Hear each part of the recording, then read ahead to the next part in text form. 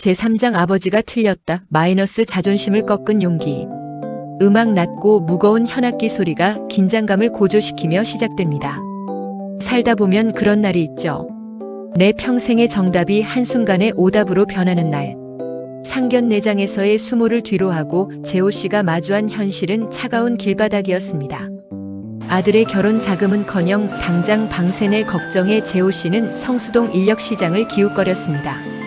막노동이라도 해서 아들 면이라도 세워주고 싶었으니까요. 성수동의 세련된 카페거리. 붉은 벽돌 건물 사이로 세련된 옷차림의 젊은이들이 가득합니다. 그런데 그곳에서 재호 씨는 믿을 수 없는 광경을 목격합니다. 어느 낡은 골목 안 한평 남짓한 작은 공방 앞에 젊은 친구들이 줄을 길게 서 있었죠. 호기심에 다가간 재호 씨의 눈에 들어온 건 다름 아닌 자신이 고물이라며 내다버렸던 육중한 레터프레스 인쇄기였습니다. 재호 씨는 망치로 머리를 맞은 듯 그 자리에 얼어붙었습니다. 기름 냄새나고 투박하다며 외면당하던 그 기계가 이곳에서는 빈티지라는 이름의 예술이 되어 있었습니다. 한 장 한 장 손으로 찍어낸 명암의 묵직한 질감에 젊은이들이 환호하며 지갑을 여는 모습. 재호 씨에겐 그저 사양 산업이었던 일이 누군가에겐 대체 불가능한 감성이 되어 있었던 겁니다. 재호 씨는 떨리는 손으로 공방 유리창에 비친 자신의 모습을 봤습니다.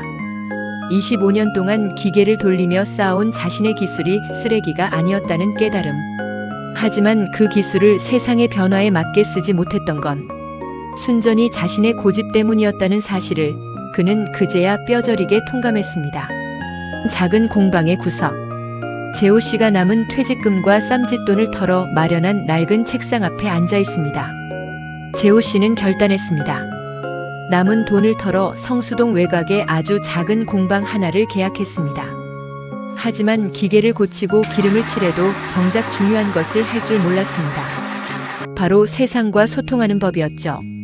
요즘 젊은이들에게 이 가치를 어떻게 알려야 할지 재호 씨는 막막했습니다. 결국 그가 기댈 곳은 단 한 사람뿐이었습니다. 장면 전환 늦은 밤 재호 씨가 휴대폰을 들고 글자를 하나하나 정성껏 누릅니다. 재호 씨는 휴대폰을 쥐고 1시간째 망설였습니다. 평생 네가 뭘 아냐며 아들을 타박했던 입술이 바르르 떨립니다. 첫 번째 문자를 보냈습니다. 바쁘냐? 나 공방 차렸다.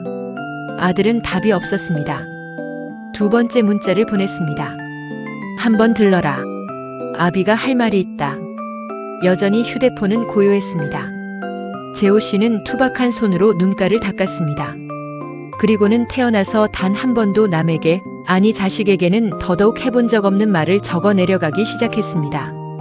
맞춤법이 맞는지 몇 번을 확인하고 지웠다 썼다를 반복하며 꾹꾹 눌러 담은 진심이었습니다.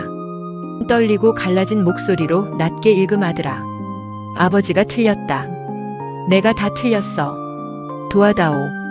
아버지가 지금 너 없이는 아무것도 못하겠다. 전송 버튼을 누르는 손가락이 바들바들 떨렸습니다. 그건 단순히 도움을 요청하는 메시지가 아니었습니다. 평생을 지탱해온 자신의 껍데기를 깨고 자식 앞에 한 인간으로서 무릎을 꿇은 용기였죠. 문 밖에는 숨을 헐떡이며 서 있는 아들 민준이 보입니다. 한참 뒤 공방의 낡은 철문이 열렸습니다. 휴대폰을 손에 꼭 쥔 채 달려온 듯한 민준이가 서 있었습니다. 부자는 서로 아무 말도 하지 못했습니다. 재호 씨는 그저 잉크가 묻은 손으로 얼굴을 가린 채 어깨를 들먹이며 울기 시작했습니다. 재호 울음 섞인 목소리로 민준아, 미안하다. 이 못난 애비가. 이제야 내 말이 들리는구나.